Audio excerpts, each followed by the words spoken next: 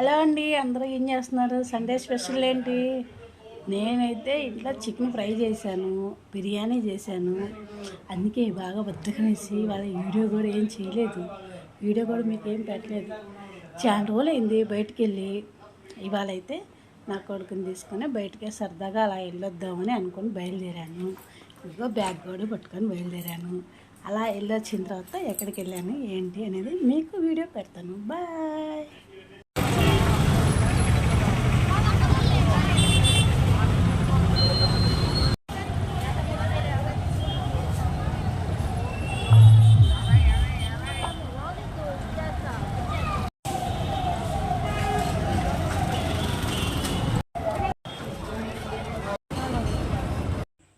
Hello అండి, నేను బయటికి వెళ్తున్నానని చెప్పాను కదా.